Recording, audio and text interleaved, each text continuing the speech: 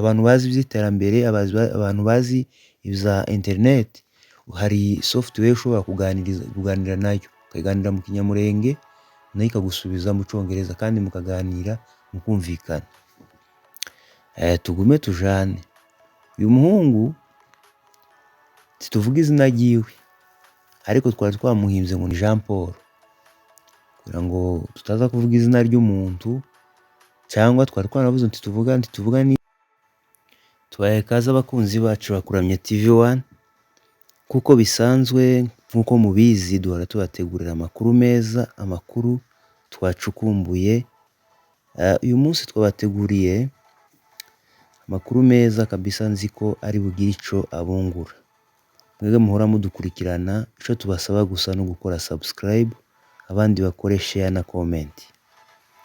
Biza bitangaza kubona hari ureba nk'ikiganiro, ukabona nk'ikiganiro cyarebwe n'abantu 5,000. Wareba kuri iyo channel ugasanga ni channel ifite abantu ifite subscribe 1,000.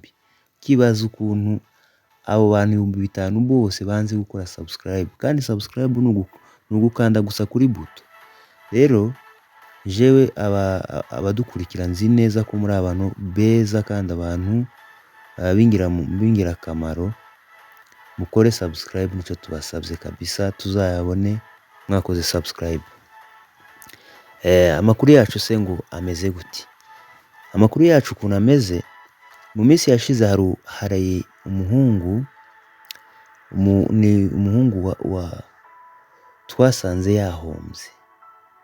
yahombye. Ati yari yahombye gute?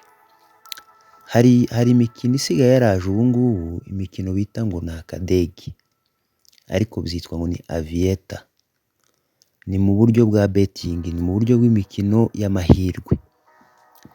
Noneho umuhungu aragiye aradownloadinze. Hari ukuntu binjira muri telefone ukadownloadinga app muri Play Store, warangiza ugashyuza fomu nyine, warangiza rero ugatangira ugashyiramo amafaranga ugakina.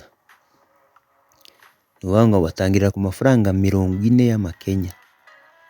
Barangiza iyo ufite urabitsa ugakina, yaba 10, hari aho ukina n'ifaranga rimwe. Ariko ndagira ngo mbasobanurire uburyo iyi mikino imeze. Uwo muhungu aratangiye arakinye, mare gukina ubwa mbere ararya, mare kurya arongeye ashizeho, yatangiriye ku mafaranga make, ashiramo amafaranga 20, arakinye, arongera ashiramo yandi 20, arakinye, arya 100, barongera baramurya, baramumanura mugeza kuri ya 20 yatangiriyeho. Noneho ararya 1,000. Amare kurya 1,000 arareka, aravuga ngo sinsubira gukina kubera ko nari 1,000. Ejo mu gitondo azukira kuri ya aviator, arangije arakina kandi arya amafaranga 7,000. Mukurikire inkuru yacu ukuntu byagenze, mwumve ukuntu zino mashini ndaza kubasobanurira uburyo ese umuntu aba ari gukina niki. Ko wowe usa ufite telefone yawe mu ntoki washizemo amafaranga, ariko ugakina ukabona amafaranga yiyongereye kuri konti yawe, cyangwa ukabona arimo aragabanuka, uri gukina niki? Ese uriya muntu uba warashize hari amafaranga kuri uriya mukino, ni ukuvuga ngo we nta nyungu baba bifitemo? Ndagira ngo abantu baze kubisobanukirwa, ejo utazabona abandi barimo barakina nawe uvuge ngo naje ngomba gukina. Uzabikina ariko wabisobanukiwe. Ino mikino y'amahirwe ni ukuvuga ngo ino aviator hari iterambere ryabaye ryinshi. Ubu nyine iterambere, internet igeze kure cyane. Bafata icyo bita ngo AI. Ni ukuvuga ngo ino AI ni software y'ubwenge bw'ubukorano. noneho iyo software ni ukuvuga ngo ntabwo ari bya bindi byo kuvuga ngo urakina na mashine, ukina na mashini ifite ubwenge bwo gukorana, ishira mu gaciro, ikavuga ngo uyu muntu nibwo agifungura app ya Aviator, reka mbanze mureke abanze arye nyine aryoherwe n'uyu mukino.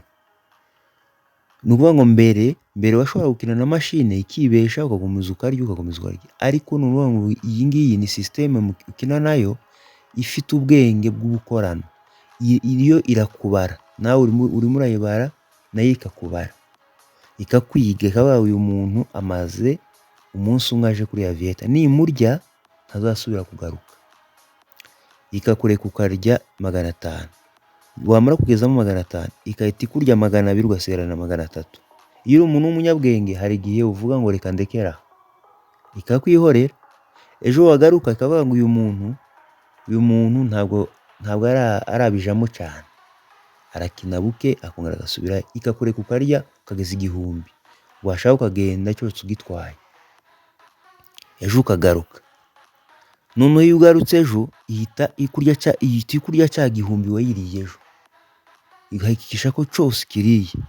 Noneho nawe ukavuga ngo kubera ko ejo n'ejo bundi nariye, uyu munsi nkaba ndiwe nta kibazo, ni ukuvuga ngo urayibara nayo ikakubara, urakwiga. Ni mashine ifite ubwenge, irakwiga nawe ukayiga. N'ubu nyine abantu bazi iby'iterambere, abantu bazi ibya internet, hari software ushobora kuganira nayo, ukaganira mu kinyamurenge nayo ikagusubiza mu cyongereza kandi mukaganira mukumvikana. Tugume tujane.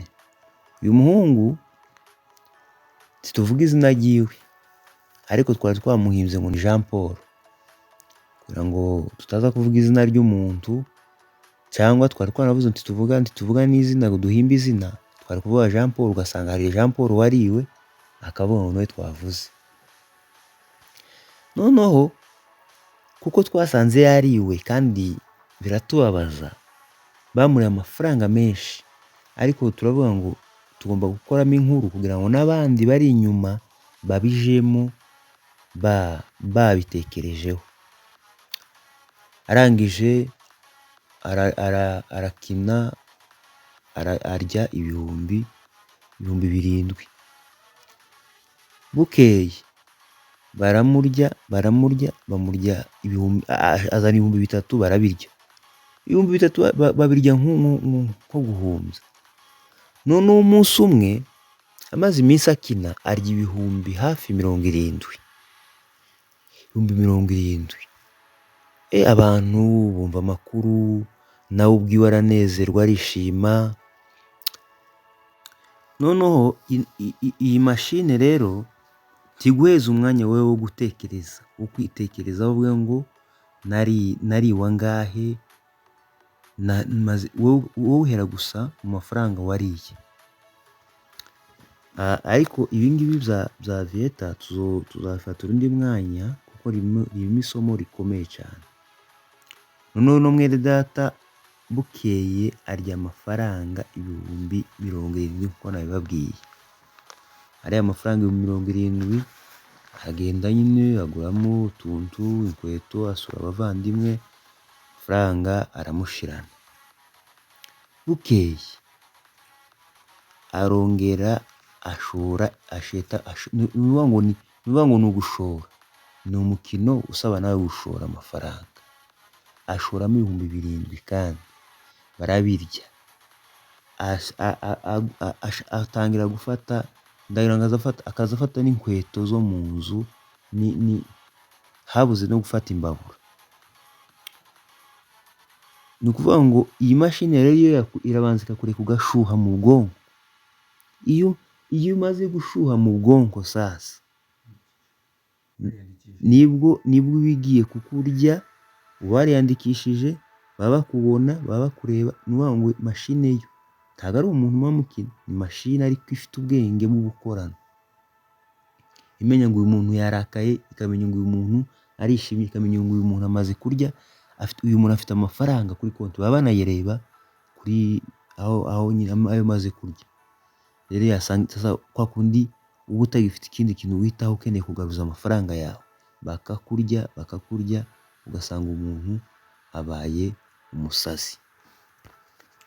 Ibyo nashakaga kubwira, inkuru yacu rero n'amahugurwa yacu y'uyu munsi nk'uko mubizi, twebwe tugenda tureba ikintu iyo kirenze tugashaka kukigarura mu buryo. Hari ibindi byitwa ngo ni betting, bino byitwa ngo ni betting isanzwe. Iyi betting tumaze iminsi twumva abantu bakina ino mikino y'amahirwe. Ni imikino y'amahirwe koko, iyi ngiyi yo tugiye kubasobanurira ni imikino y'amahirwe koko bakunda kwita ngo ni betting.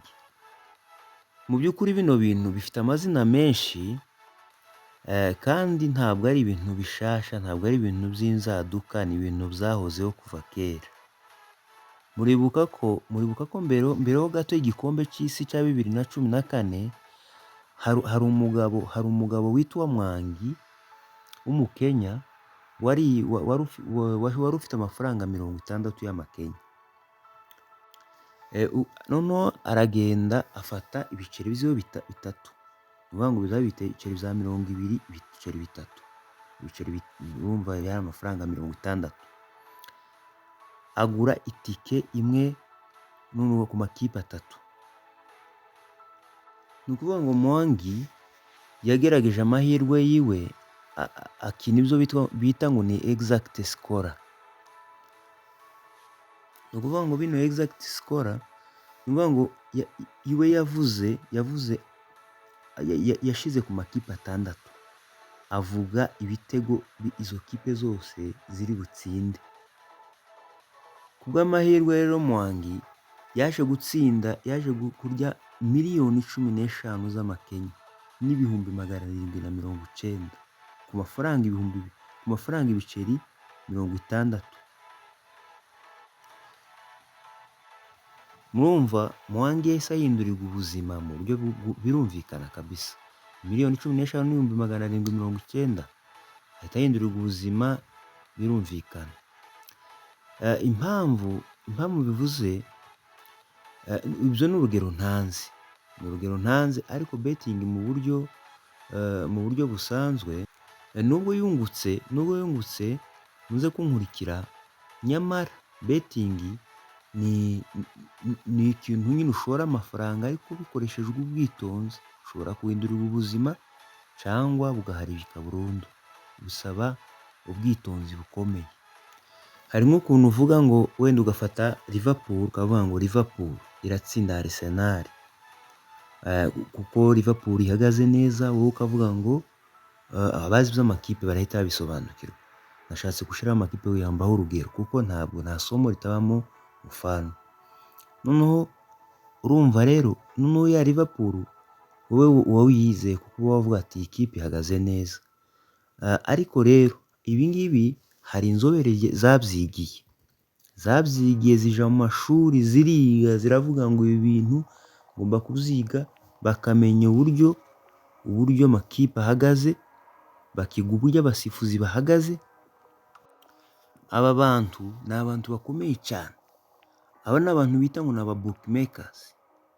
Ni abantu twakwita ngo ni inzobere zo kubetinga. Baragenda bakiga ku bakinnyi, uburyo bameze, uburyo bahagaze, uburyo bakomeye, uburyo biruka, ubuhanga bwabo.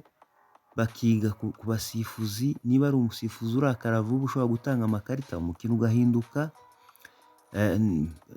Bakiga ku kibuga, niba ari ikibuga kinyerera, niba ari ikibuga kimeze neza.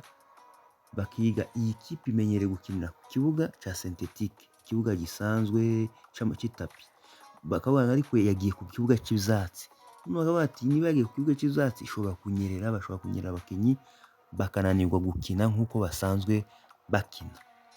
Rero abo bantu biga ku bintu, bashobora biga no ku kirere. Bakavuga ngo aba bakinnyi ko ari abazungu baje gukina muri Afurika, bamenyereye gukina ahantu stade twikiriye, imvura niramuka iguye biragenda gute? Bakiga ko n'imvura nayo ishobora guhindura resultat z'umukino. Ni ukuvuga ngo impamvu twateguye rino somo, abenshi twabonye hano Nairobi bene wacu bari mu guhomba amafaranga, bari mu kuja mu bintu batazi, ni abantu bareba ngo ikipe ngo irakomeye, ukareba ngo ikipe irakomeye, ikipe ngo ni nini, wamara akaba ariyo ushiriraho amafaranga yawe. Turagira ngo tuze kubereka iki kintu cose, ibi bintu byose uburyo bikoze n'uburyo biteguye kugira ngo abantu bazaza babijamo bazi ingaruka zabyo. Mu by'ukuri bino bintu byo kubetinga bishobora kuguhindurira ubuzima, ushobora kurya amafaranga kabisa. Hari abantu nk'uyu muntu wariye miliyoni 15 z'amakenya, ni ni amafaranga menshi, sinamenya uburyo nyabara mu marundi cyangwa amanyarwanda cyangwa amakongo, ariko bishobora no kuguhindurira ubuzima mu buryo bwo gupfa. Kabisa hari abantu benshi biyahuye kubera bino bintu bya betting. Mu by'ukuri impamvu twateguye ino nkuru n'abantu baza kuyikurikirana muze kwiyumva neza, hari ibintu byinshi tugenda tubona, kandi twebwe turi abantu babereyeho guhugurana no kuvuga ubutumwa bushobora gufasha umuntu. Niyo mpamvu n'ibi ngibi biri mu bintu bishobora gufasha ingo. Hari abagabo bari mu kubetinga amafaranga yo kwishura renti bakabirukana mu nzu, abana bagasonza, abana bakabirukana mu mashuri. Umugabo yabetinze amafaranga, yashizemo amafaranga y'urugo. None si byo twobyumva, twamara tukavuga ngo ntabwo bitureba, nta kintu. Ibintu byose bitajanye n'indangagaciro za muntu, ibyo bintu twebwe turabigwanya hano kuri Kuramya TV1. Turabicashe. Dufite gucaha no gutesha. Rero bishobora kuguhindura ubuzima mu buryo bwiza, ariko bishobora kuguhindura ubuzima mu buryo bubi. Mu by'ukuri hari abantu benshi twagiye twumva biyahuye, bivuga ngo yari afite amafaranga niyo yari ategeyeho, yayashiraho yaribwa akiyahura. Ni ukuvuga ngo yari afite imitungo, agashiraho inzu yiwe bakayitwara yarizeye ngo ikipe iratsinda, inzu bakayitwara, abana bagasigara ku musozi. Cyangwa yari afite ideni muri banke, noneho ugasanga yizeye, wenda tuvuge ikipe ya Liverpool, akavuga ngo Liverpool igiye gukina n'agakipe koroshe, nirya ndamasubiza, ndamangira nuzuza rya deni rya banke ngende n'ishuri. Yaribwaga ya mafaranga yari afite, umuntu akabura ibindi byiringiro akiyahura. Ugasanga noneho agiye mu mwobo w'ubukene kurusha wundi wa mbere yari arimo atarategera kuri ya mikino. Hari n'izindi ngaruka nyinshi zagiye zigaragara mu mikino ya none, bene iyi ngiyi ya betting. Abakinnyi, abasifuzi, abayobozi b'amakipe hirya no hino ku isi, ugasanga nibo ubwabo ahubwo baja muri ibi ngibi bya betting. Ni ukuvuga ngo umuyobozi w'ikipe, murabizi mwese, niwe ugura abakinnyi, niwe uhemba abakinnyi. Noneho yamara agafata amafaranga menshi pe, akayashira muri betting, akabetingira ikipe ye. Yamara akabwira abakinnyi ngo mu minota 30 igice cya mbere mube mwatsinzwe ibitego 2, mubitsindwe, niba nanirwa no kubatsinda mushaka uburyo mwenyine mubyitsinda. Bamara bagatsindwa, kandi yari ikipe nini ikomeye yakinnye agakipe gato. Abazi bya betting, ikipe ntoya bayishiriraho amafaranga menshi, ikipe nini bayishiriraho amafaranga make, ikipe ntoya bakayishiraho amafaranga menshi. Ni ukuvuga ngo wa muntu nyiri ikipe washira kuri ashetera ya kipe nto, akavuga ngo niri butsinde. Yamara gutsinda rero, ugasanga wenda ni ikipe yari akupiye 6, agashiraho amafaranga menshi. Noneho ugasanga ari amafaranga azahemba abakinnyi biwe nk'umwaka wose. Wewe rero wari washizeho umutungo wawe wose ari utegeye, ukahomba gutyo. Ico nashaka kubabwira, ni ukuvuga ngo bino bya betting ntabwo ari ibintu umuntu yakagombye gushingiraho umutima wiwe wose. ntabwo ari ibintu wakagombye gushingiraho ubuzima bwawe.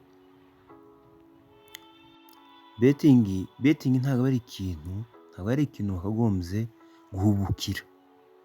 Ikindi kandi nababwira ni uko ubushakashatsi bwagaragaje ko iyo umuntu agiye mu bya betingi ariho ateze amakiriro, nibwo usanga ahubwo aba agiye kurushaho kumera nabi, kurusha uko yari ameze. Icyo nasaba gusa abantu, wowe uri gutegera ino video, uri gutegera kino kiganiro, kora subscribe, reba hasi niba warakoze subscribe, kore like, kore comment, kore share, turabigusabye kabisa. Kora subscribe, ntiwibagirwe gukora subscribe. Ikindi kintu nababwira, ushoboye tuvuge wenda urugero nabaheza, wishura inzu 15,000 muri Kenya, wamara ukavuga ngo mfite 7,000, harabura iminsi 2 mwishura inzu, ngo uko mbona ngo Arsenal igiye gukina ngo na Real, ngo woshiraho ngo bino 7,000 zose ngo abishira ku makipe 3, ngo Arsenal na Liverpool na Real na Chelsea, ngo ko nshobora guhita ndya ngo amafaranga ngo ari double. Wamara kuyashiraho ugahita uhomba yose, n'ibyo 7 wari ufite nabyo ugahita ubihomba. Impamvu rero biba bigoye ko ushobora kurya gutyo, reka nze nyikubwire.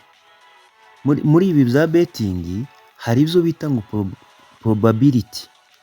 Ni ukuvuga ngo probability ni uburyo ikintu kigomba kugenda uko wagipanze. Noneho nawe reba probability y'ikipe 6. Ni ukuvuga ngo ufashe amakipe 6, ufashe wenda Arsenal, ufashe Fulham, ufashe Osasuna, ufashe Barcelona, ufashe Man City, ufashe Chelsea, ugiye huza Chelsea, ufashe Chelsea na Man City, Barcelona na Osasuna, ikipe ya Arsenal na Fulham. Uravuze ngo zize kugenda kuko wewe wabipanze. Ibyo rero biba bigoye cyane, biba bigoye ku buryo ushobora kuvuga ngo ziratsinda ibitego wapanze. Ndagira ngo ibi bintu mubisobanukirwe, umuntu azaza abijamo yabimenye. Ni ibintu bishobora gukiza umuntu, ariko ni ibintu bishobora kugira gute guhombya umuntu, kuko nyiri kampani nawe ayifungura akeneye kugira gute kunguka. Akenshi bino bintu namwe mugiye wowe uri gutegera kino kiganiro, wewe ugerageje kubaza umuntu ukina bino mikino ya betingi, abenshi bakina ino mikino bafite ibibazo biremereye. Biragoye ko barya amafaranga cyangwa ngo bakemure ibibazo bafite, kuko abafite irari ry'amafaranga agasheta ku mafaranga ku makipe menshi, noneho bigatuma ahomba nayo yari afite. Nyamara nubwo mbabwira gutyo, abanyamahirwe baba ahantu hose. Ntabwo twavuga ngo abanyamahirwe ntibahaba. Hari abanyamahirwe kabisa barya kandi bakarya amafaranga menshi. Ariko twashatse kubereka uburyo benshi bibesha. Turebera hamwe kubera iki wenda abantu bakunda wenda gusheta amafaranga. Ni ukuvuga ngo ikintu cyatumye dukora ino nkuru ni ukugira ngo ni inkuru ntoya dukoze kugira ngo tubereke umuco w'ibi bintu, kuko hari undi musore wacu witwa John. Uwo musore nawe yariwe amafaranga menshi agera mu bihumbi nk'ijana by'amakenya. Noneho nawe ikintu cya mbere namubaje byagenze gute kugira ngo uribwa n'amafaranga. Ubwo twe turi abanyamakuru, hari ibyo nyine tugenda duhisha, ntitubabwira byose, ariko tubabwira umuntu, tubabwira aho ariho, ariko izo ngero zabo tugomba kuzitanga. Yariwe amafaranga agera mu 100,000, ariko nawe hari amafaranga yari yarariye menshi, ariko nawe noneho urayarya none ukaza kuyakoresha. Iyo bakuriye rero ariyo wari ufite, no gusara ushobora gusara, twibuka ko wari warariye. Uvuga ngo John aratuye nariye 100,000, ariko barandya. Noneho iyo bakuriye ikibazo kirimo sasa, uvuga ngo umutwe urashuha, noneho ugasanga ku buryo ushobora guterura na gaze ziri mu nzu n'inkweto ziri mu nzu kugira ngo uze kuzigurisha urebe ko wagaruza amafaranga yawe yariwe. Soza rero bakunzi bacu, twagira ngo tubaheze umuco w'ibi bintu kugira ngo abantu bashishoze, abantu babishyire mu bushishozi, abantu mwese mubona nyine ino mikino, mukina ino mikino kandi namwe mureba abandi bayikina mukaba muteganya kubijamo. Uzashete amafaranga utari ufite gukoresha, uzashiraho amafaranga utari utegeyeho, nibyo bizagufasha kugira ngo utaza kugwa mu kibazo cyo kwiheba cyangwa kuza kugubwa nabi. Murakoze cyane bakunzi bacu, mukore subscribe, mukore share, mukore comment, tuguma tubazanire. Kandi nimba uzi umuntu wahombye wandike muri comment, nimba nawe warahombye utwandikire muri comment, nimba hari ikindi kintu ushaka ko tuzakuganirizaho nacyo ukitwandikire muri comment. Sawa, murakoze. Twizeye support yanyu gukomeza gukurikirana ibiganiro byacu. Iyi channel ni iyanyu, iyi channel ni iyawe, ugomba kuyishigikira kugira ngo izagere kure. Urakoze cyane.